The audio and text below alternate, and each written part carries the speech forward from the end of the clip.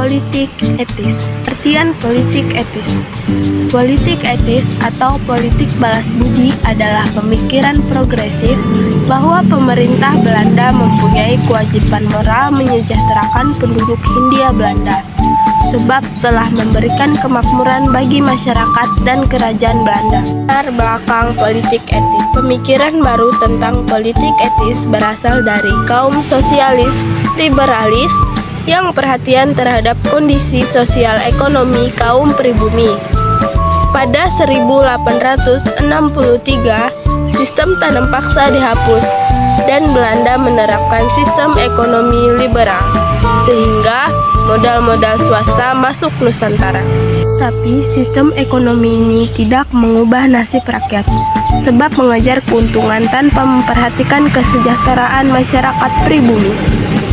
Kondisi buruk kaum pribumi terjadi akibat eksploitasi ekonomi oleh pemerintah dan swasta Belanda, khususnya sejak 1870.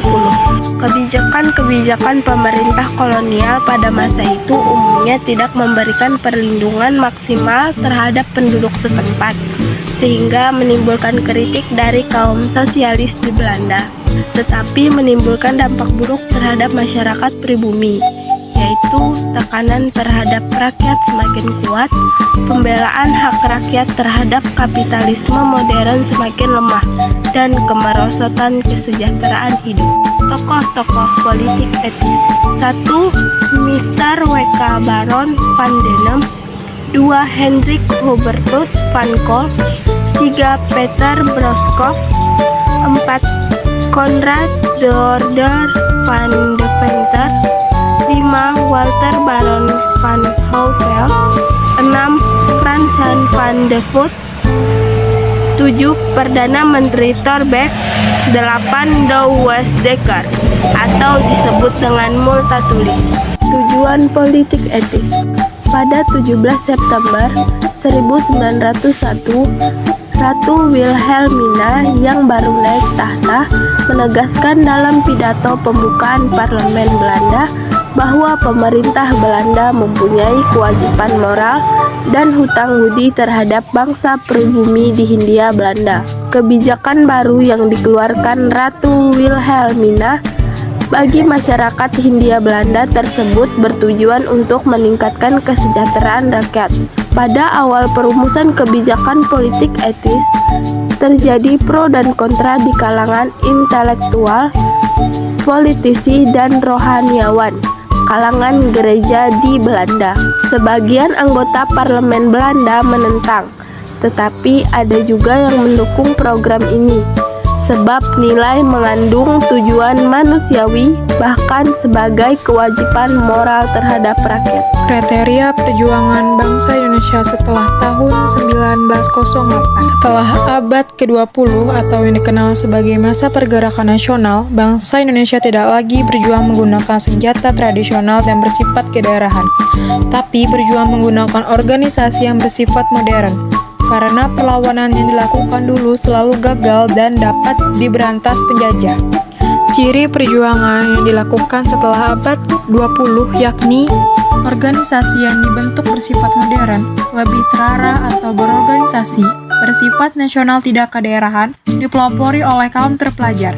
Pembentukan organisasi pada masa pergerakan nasional di Indonesia ditandai berdirinya organisasi-organisasi pergerakan. Masa pembentukan 1908 sampai 1920. Pada masa tersebut berdirinya organisasi Budi Utomo Sarekat Islam Index Party. Budi Utomo merupakan organisasi pergerakan nasional pertama yang berdiri. Budi Utomo didirikan oleh Wahidin Sudihusodo pada 20 Mei 1908. Pada 1908, sejarah Indonesia memasuki babak baru, yaitu masa pergerakan nasional.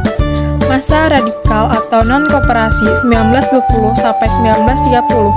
Pada masa tersebut berdiri beberapa organisasi, yakni Partai Komunis Indonesia (PKI), Perhimpunan Indonesia (PI), dan Partai Nasional Indonesia (PNI). Masa moderat atau koperasi 1930 sampai 1942.